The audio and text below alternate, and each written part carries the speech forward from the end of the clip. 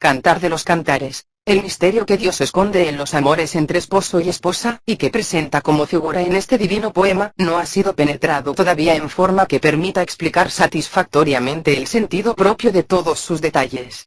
El breve libro es sin duda el más hondo arcano de la Biblia, más aún que el Apocalipsis, pues en este, cuyo nombre significa revelación, se nos comunica abiertamente que el asunto central de su profecía es la parusía de Cristo y los acontecimientos que acompañarán aquel supremo día del Señor en que Él se nos revelará para que lo veamos cara a cara.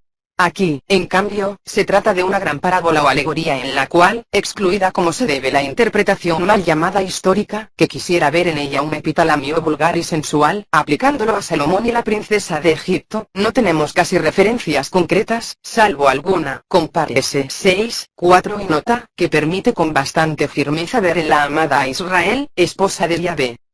La diversidad casi incontable de las conclusiones propuestas por los que han investigado el sentido propio del cántico, basta para mostrar que la verdad total no ha sido descubierta.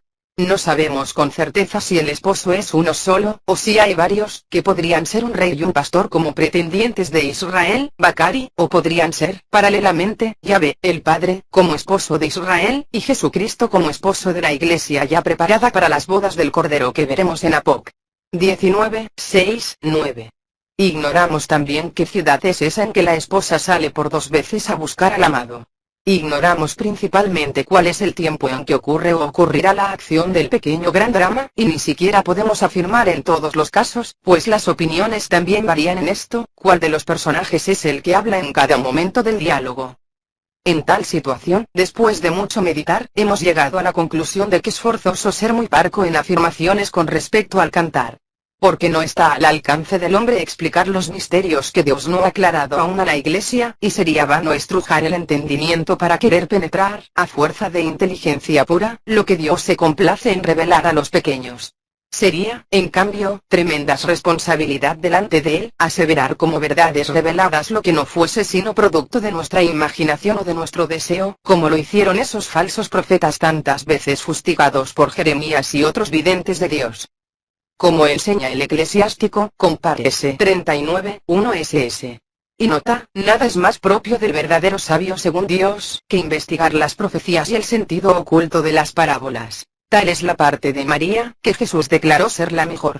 Pero esa misma palabra de Dios, cuya meditación ha de ocuparnos día y noche 1:2, nos hace saber que hay cosas que solo se entenderán al fin de los tiempos, Jer. 30:24. El mismo Jeremías, refiriéndose a estos misterios y a la imprudencia de querer explicarlos antes de tiempo, dice: al fin de los tiempos conoceréis sus designios de Dios. Y agrega inmediatamente, cediendo la palabra al mismo Dios: yo no enviaba a esos profetas, y ellos corrían. No les hablaba, y ellos profetizaban. Jer. 23:20-21. En Daniel encontramos sobre esto una notable confirmación.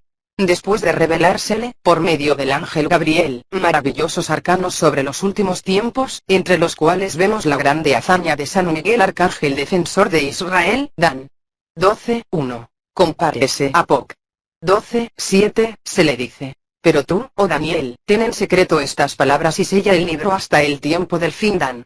12:4. Y como el profeta insistiese en querer descubrirlo, tornó a decir el ángel: anda, Daniel, que esas cosas están cerradas y selladas hasta el tiempo del fin. Y vid. 9. Entonces ninguno de los malvados entenderá, pero los que tienen entendimiento comprenderán. Y vid. 100. Finalmente, vemos que aún en la profecía del Apocalipsis, cuyas palabras se le prohibió sellar a San Juan, Apocalipsis 22:10, hay sin embargo un misterio, el de los 7 truenos, cuyas voces le fue vedado revelar, Apocalipsis 10:4. Nuestra actitud, pues, ha de ser la que enseña el Espíritu Santo al final del mismo Apocalipsis, fulminando terribles plagas sobre los que pretendan añadir algo a sus palabras, y amenazando luego con excluir del libro de la vida y de todas las bendiciones anunciadas por el vidente de Patmos, a los que disminuyan las palabras de su profecía, Apocalipsis 22:18 s. El criterio expuesto así, a la luz de la misma escritura, nos muestra desde luego que, si es hermoso aplicar a la Virgen María, como hace la liturgia, los elogios más ditirámbicos que recibe la esposa del cantar, pues, que ciertamente nadie pudo ni podrá merecerlos más que aquella quien el ángel declaró bendita entre las mujeres, no es menos cierto que hemos de evitar la tentación de generalizar y ver en María a la protagonista del cántico, incluso en aquella incidencia del capitán 5 en que la esposa rehúsa abrir la puerta al esposo por no ensuciarse los pies. Semejante infidelidad jamás podría atribuirse a la Virgen Inmaculada, ni aun cuando en esa escena se tratase de un sueño, como algunos interpretan. Basta recordar la actitud de María ante la anunciación del ángel, en la cual, si bien ella afirma su voto de virginidad, en manera alguna cierra la puerta a la encarnación del Verbo. Antes, por el contrario, Cristo, lejos de sentirse rechazado como el esposo del cantar, realiza el estupendo prodigio de penetrar virginalmente en el huerto cerrado del seno maternal. Y es por igual razón que esa falla de la esposa no puede atribuirse tampoco a la Iglesia cristiana como esposa del Cordero, así como también resultan inaplicables a ella los caracteres de esposa repudiada y perdonada, con que los profetas señalan repetidamente a Israel, Is. 54, 1 y nota. De ahí que, por eliminación, y sin perjuicio de las preciosas aplicaciones místicas al alma cristiana, las cuales, como bien observa Joón, en ningún caso pretenden ser una interpretación del sentido propio del poema bíblico, hemos de inclinarnos en general a admitir en él, como han hecho los más autorizados comentadores antiguos y modernos, lo que se llama la alegoría yavística, o sea los amores nupciales entre Dios e Israel, a la luz del misterio mesiánico, a pesar de que tampoco en ella nos es posible descubrir en detalle el significado propio de cada uno de los episodios de este divino epitalamio. A esta sentencia fundamental, sobre Israel, nos debemos atener, dice en su introducción al poema la Biblia española de Nácar Colunga, y agrega inmediatamente: pero admitido este principio, una duda salta a la vista. Los historiadores sagrados y los profetas están concordes en pintarnos a Israel como infiel a su esposo y manchada de infinitos adulterios, lo cual no está conforme con el cántico, donde la esposa parece siempre enamorada de su esposo, y además, toda hermosa o pura. La solución a esta dificultad nos la ofrecen los mismos profetas cuando al Israel histórico oponen el Israel de la época mesiánica, purificado de sus pecados y vuelto de todo corazón a su Dios. Las relaciones rotas por el pecado de idolatría se reanudan para siempre. Es preciso, pues, decir que el cántico celebra los amores de Yahvé y de Israel en la edad mesiánica, que es el objeto de los deseos de los profetas y justos del Antiguo Testamento. En torno a esta imagen del matrimonio, usada por los profetas, reúne el sabio todas las promesas contenidas en los escritos proféticos. Compárese Ex. 34, 16. Num. 14, 34. Is. 54, 4 ss.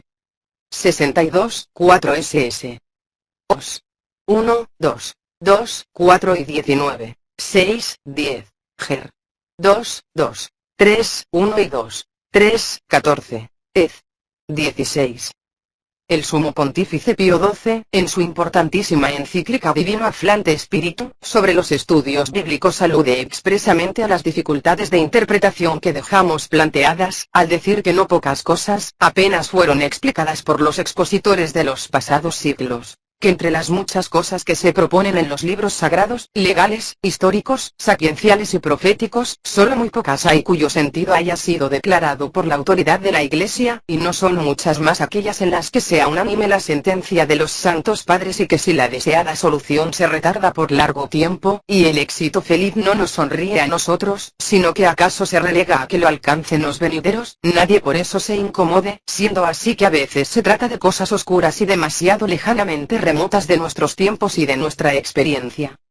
Entretanto, y a pesar de nuestra ignorancia actual para fijar con certeza el sentido propio de todos sus detalles, el divino poema nos es de utilidad sin límites para nuestra vida espiritual, pues nos lleva a creer en el más precioso y santificador de los dogmas. El amor que Dios nos tiene, según esa inmensa verdad sobrenatural que expresó, a manera de testamento espiritual, el beato Pedro Julián Aymar. La fe en el amor de Dios es la que hace amar a Dios.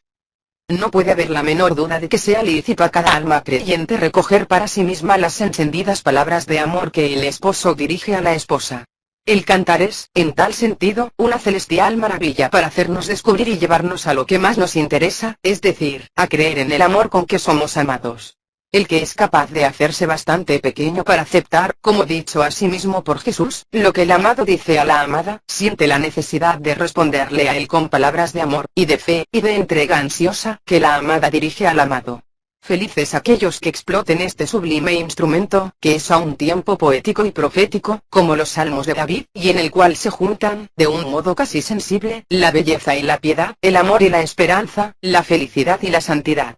Y felices también nosotros si conseguimos darlo en forma que pueda ser de veras aprovechado por las almas. El título Cantar de los Cantares en hebreo Shiras Shirim, equivale, en el lenguaje bíblico, a un superlativo como vanidad de vanidades. Eclesiastés 1, 2, Rey de Reyes y Señor de Señores. Apoc. 19, 16, etc., y quiere decir que esta canción es superior a todas. El alto canto se le llama en alemán, en italiano la cántica por antonomasia, etc. Efectivamente, el Cantar de los Cantares ha ocupado y sigue ocupando el primer lugar en la literatura mística de todos los siglos.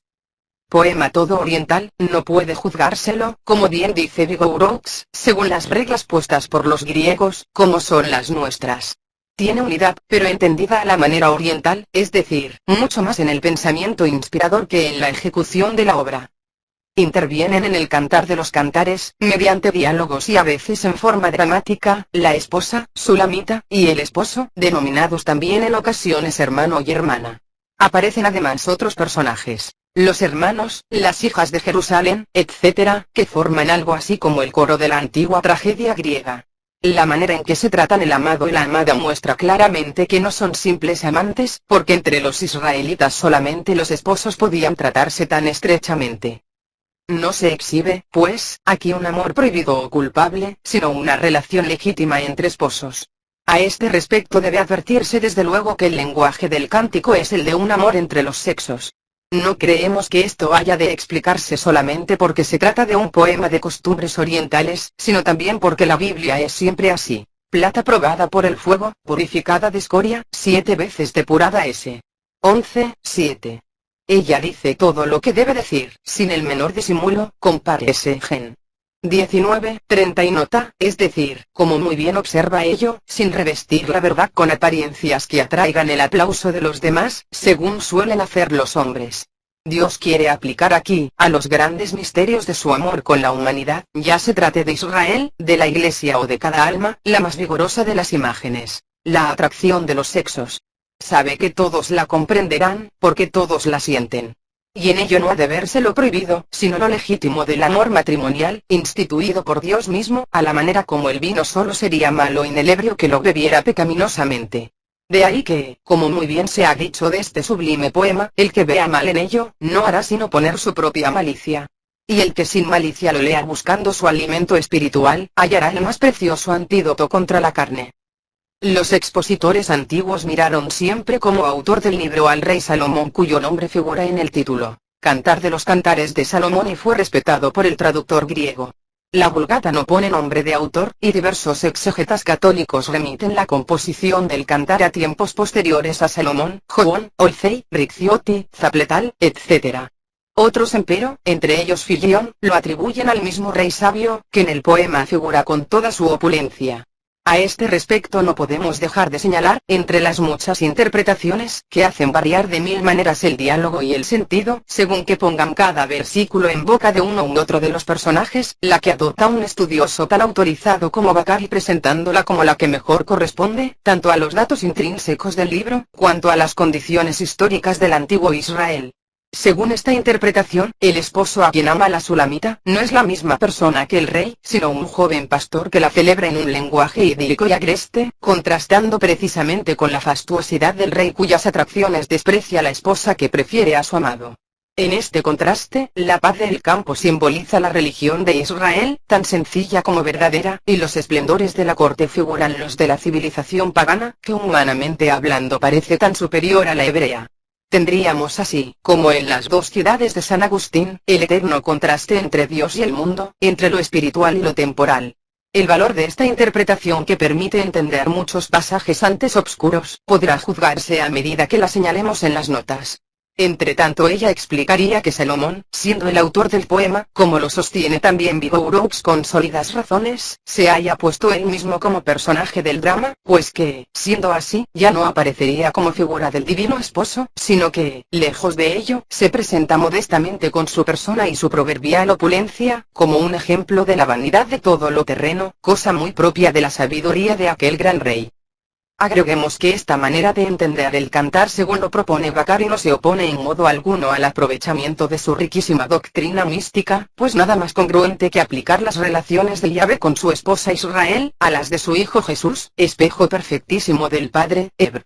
1:3, con la iglesia que él fundó, y con cada una de las almas que la forman, en su peregrinación actual en busca del esposo, compárese 4:7, 3:3, 5:6 y notas. En la misteriosa unión anticipada de la vida eucarística, compárese 2:6 y nota. Y finalmente en su bienaventurada esperanza, compárese 1:1, 8:13 y notas. Tito 2:13, cuya realización anhela ella desde el principio con un suspiro que no es sino el que repetimos cada día en el Padre nuestro enseñado por el mismo Cristo. Adveniat regnum tuum, y el que los primeros cristianos exhalaban en su oración que desde el siglo I nos ha conservado la vida geodoctrina de los 12 apóstoles. Así como este pan fraccionado estuvo disperso sobre las colinas y fue recogido para formar un todo, así también, de todos los confines de la tierra, sea tu iglesia reunida para el reino tuyo, líbrala de todo mal, consúmala en tu caridad, y de los cuatro vientos reúnela, santificada, en tu reino que para ella preparaste, porque tuyo es el poder y la gloria en los siglos. Venga la gracia. Pase este mundo. Hosana al Hijo de David. Acérquese el que sea santo. Arrepiéntase el que no lo sea. Maranata, ven Señor. Amén.